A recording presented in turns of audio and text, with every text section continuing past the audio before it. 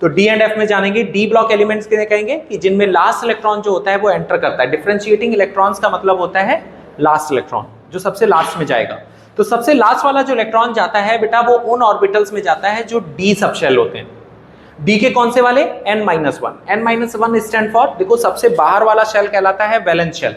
सबसे बाहर जो होगा, सबसे आउटर मोस्ट शेल को वैलेंस शेल कहा जाता है। उससे एक अंदर वाले को क्या कहा जाता है?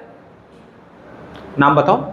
उससे एक अंदर वाले को penultimate shell, that is also known as penultimate. बोल सकते हो जोर से, ऐसा कुछ नहीं है, वो रिकॉर्डिंग चलने दो। आप लोग सही से बोलो, आंसर जैसे देना चाहिए क्लास में, जोर से बोलो, ठीक है? जय माता की, ऐसे नहीं ठीक। तो क्या लिखा है? Are called D block elements. उनको डी ब्लॉक एलिमेंट्स कहा जाता है जिनमें लास्ट इलेक्ट्रॉन किस में जा रहा है? पेनल्टीमेट शेल में जा रहा है। n-1 का मतलब हो गया पेनल्टीमेट शेल, n का मतलब हो गया बाहर वाला शेल, वैलेंस शेल। तो आपके इसमें जो इलेक्ट्रॉन जा रहा है वो किस में जाता है बेटा? पेनल्टीमेट में। अच्छा, डी ऑर्बिटल कौन से सेल से स्टार्ट होते हैं? डी सबशेल कौन से सेल से स्टार्ट होता है? थर्ड शेल से। पहले शेल में कौन होता है? केवल s। दूसरे में कौन होता है? s और p। तीसरे में कौन होता है? s p d। तो इसीलिए देखो ये 3d है। 3d स्टैंड फॉर, क्योंकि d ऑर्बिटल जो होते हैं या d सबशेल जो होता है बेटा कहां से स्टार्ट होता है? थर्ड शेल से स्टार्ट होता है, इसलिए 3d से स्टार्ट है। समझ आ गया? और 3d ऑर्बिटल आपके n-1 में होते हैं। तो n क्या होगा? अगर n-1 3 है तो n क्या होगा? 4। इसीलिए देखो फोर्थ पीरियड से स्टार्ट होते हैं, जैसा कि पीरियोडिक टेबल में अभी हमने देखा। कहां से स्टार्ट होते हैं? फोर्थ पीरियड से। तो n-1 एलिमेंट्स को बेटा इनमें डी और डी ऑर्बिटल्स में जाते हैं इलेक्ट्रॉन, इसीलिए इनको क्या कहा जाता है? D block element. दूसरा, इनको दूसरा नाम जो दिया जाता है वो ट्रांजिशन एलिमेंट कहा जाता है। ट्रांजिशन एलिमेंट जानते हो क्या होता है?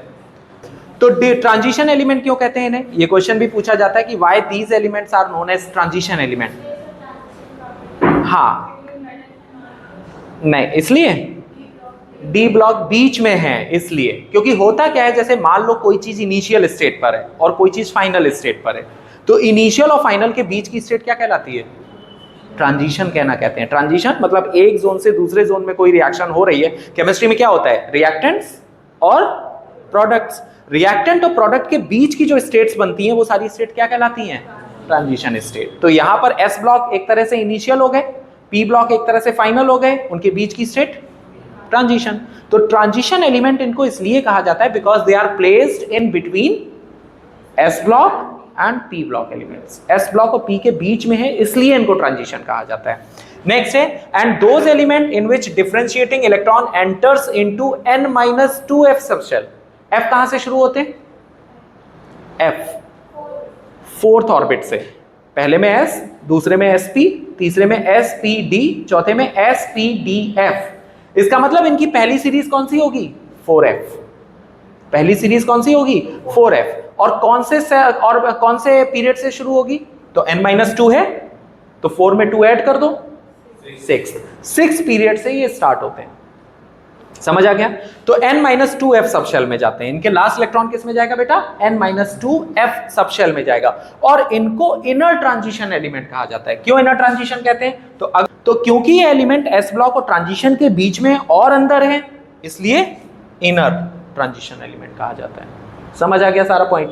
नेक्स्ट, डी ब्लॉक एलिमेंट जो होते हैं बेटा, इनका कौन कौन से ग्रुप से लेकर कहां कहां तक है? तो ग्रुप 3 से लेकर और ग्रुप 12 तक।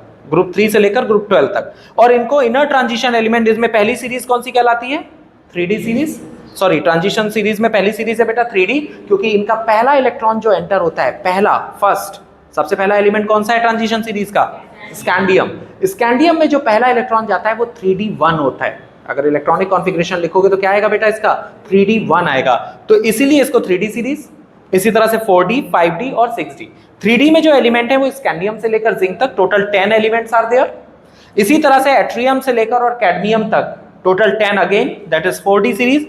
और 5D में पहले आ जाएगा लेंथनम, एक ये, बीच में आपके 58 से लेकर और कहां से कहां तक? 58 से लेकर 71 तक, और उसके बाद 72 से लेकर और 80 तक 9 एलिमेंट ये, 9 ये और एक ये, टोटल कितने हो गए? 10। हाफनियम से लेकर और मरकरी तक ये आपके हो गए। नेक्स्ट वन, अगली सीरीज में एक्टिनियम आता है, उसके बीच के फिर 14 एलिमेंट्स गायब। वो 14 कौन होंगे? Inner transition.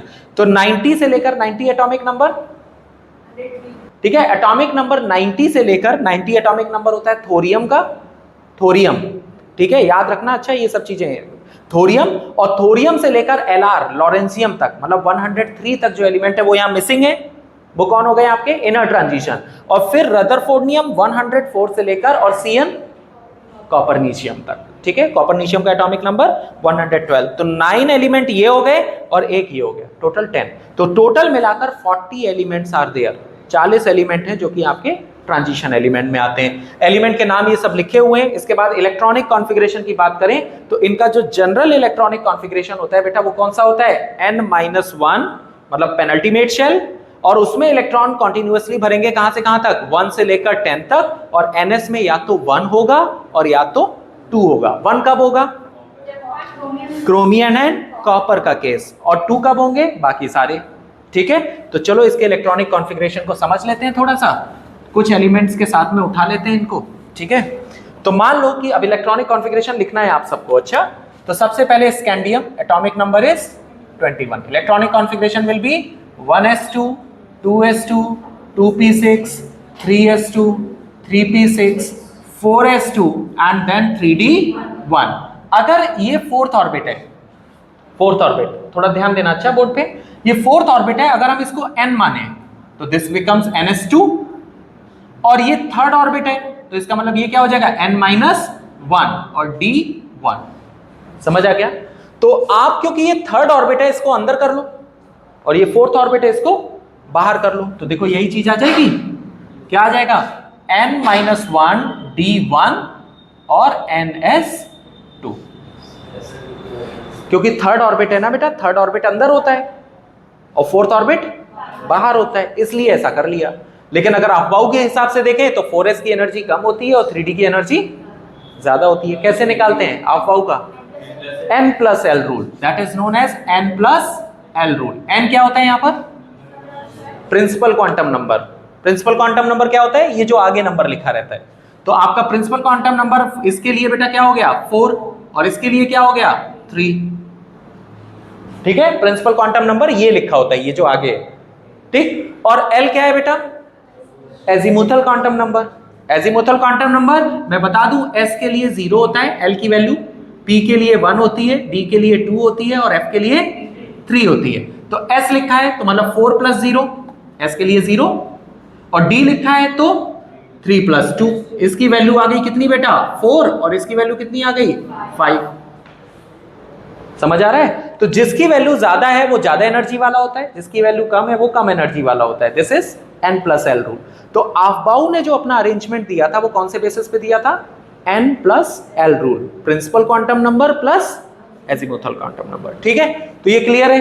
अब इसके बाद स्कैंडियम का जो इलेक्ट्रॉनिक कॉन्फ़िगरेशन है, अगर हम जनरल लिखना चाहें ताकि हमें कम में हो जाए, तो बेटा यहां तक जो इलेक्ट्रॉन है उनको क्या कहेंगे, आर्गन। तो we will write here argon bracket में, आर्गन। 3d को अंदर कर लो तो इट बिकम्स 3d1 और 4s2। इसी तरह से टाइटेनियम 22 क्या लिखेंगे, argon, it will be 3d2 और 4s2, ठीक। इसी तरह से बेटा आगे बढ़ेंगे तो chromium, atomic number 24, the electronic configuration will B 3d4 and 4s2, 4s2।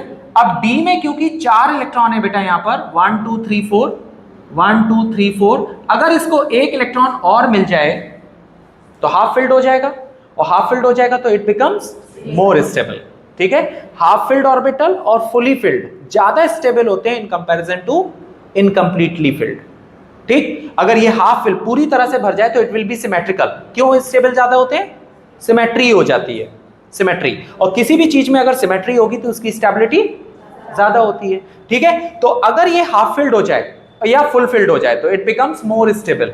सबसे ज्यादा कौन स्टेबल होगा, हाफ फिल्ड या फुल फिल्ड, फुल फिल्ड सबसे ज्यादा स्टेबल होंगे, उससे कम हाफ फिल्ड, और उससे कम इनकम्प्लीटली फिल्ड। सबसे ज्यादा स्टेबल कौन सा होगा, फुली फिल्ड, ठीक है। तो हाफ फिल्ड मतलब इसके पास अगर एक इलेक्ट्रॉन बेटा और आ जाए तो इट बिकम्स मोर स्टेबल, नहीं, ठीक है। तो ये इलेक्ट्रॉन जम करके अंदर आ जाता है, जब अंदर आता है तो ये हो जाता है 3d5 और 4s1। तो ये जो आपका हाफ फिल्ड ऑर्बिटल हो जाएगा बेटा 3d5, 1 2 3 4 5, it becomes more stable, keywords are more stable, and why, क्यों? सिमेट्री, बिकॉज ऑफ सिमेट्री, है ना, सिमेट्रिकल स्ट्रक्चर, सिमेट्रिकल अरेंजमेंट, ठीक है। तो जो इलेक्ट्रॉन का अरेंजमेंट है वो कैसा है बेटा? सिमेट्रिकल टाइप है, और symmetrical arrangement becomes more stable, उनकी स्टेबिलिटी ज्यादा होती है। क्रोमियम के बाद कौन आएगा? मैंगनीज 25 कर लोगे। Electronic configuration will be argon 3d5 और 4s2। फिर आगे तक चले जाएंगे, कॉपर एटॉमिक नंबर 29 बेटा क्या हो जाएगा? आर्गन, और ये हो जाएगा 3d9 और 4s2। अब यहां पर भी वही चीज हो जाएगी, सेम केस। क्या होगा बेटा? हाँ, यहां पर भी अगर हम इसमें इलेक्ट्रॉन्स को फिल करें बेटा, तो इलेक्ट्रॉन हो जाएंगे 1 2 3 4 5 6 7 8 9। अगर इसको एक इलेक्ट्रॉन और मिल जाए तो इट बिकम्स फुली फिल्ड, ठीक है। तो फुली फिल्ड हो जाएगा, और फुली फिल्ड होने के बाद इसकी सिमेट्री और ज्यादा मोर स्टेबल, और ज्यादा स्टेबल हो जाएगा, और मोर सिमेट्रिकल, और ज्यादा सिमेट्रिकल हो जाएगा, ठीक है। सिमेट्री ज्यादा हो जाएगी, स्टेबिलिटी ज्यादा हो जाएगी, और सारे फुली फिल्ड हो जाएंगे। तो ऐसे में एक इलेक्ट्रॉन फिर जंप करके अंदर आएगा, और ये हो जाएगा बेटा कितना? 3d10 और 4s1, और लास्ट में आपका जिंक 30। क्या हो जाएगा बेटा? आर्गन, इट बिकम्स 3d10 और 4s2। तो आपको सारे लिखने हैं, कहां से कहां तक? स्कैंडियम से लेकर और जिंक तक। इसको शॉर्ट कर लेना, ऐसे ही शॉर्ट फॉर्म में लिखना, एक पूरा लिख लेना ताकि आपको याद रहे कि हाँ ऐसे करना है, और बाकी एक शॉर्ट में कर लेना। सारी चीजें क्लियर हैं? तो आपका कॉन्फ़िगरेशन, कभी कभी बोर्ड में कॉन्फ़िगरेशन आ जाता है किस किस का? क्रोमियम और कॉपर का। रेयर है, कम आता है, लेकिन आ जाता है। तो समझ आ गए सारे, ठीक है। तो यहां पर अगर देखोगे तो NS में मैंने कॉन्फ़िगरेशन में क्या लिखा है? 1 और 2। 1 किसके केस में आएगा? Chromium and copper. क्रोमियम और कॉपर के केस में S में इलेक्ट्रॉन होंगे 1, और बाकी देखो सभी में S में इलेक्ट्रॉन कितने हैं? 2। तो NS 1 और 2। समझ आ गई? ठीक है, चलो कर लो जल्दी से।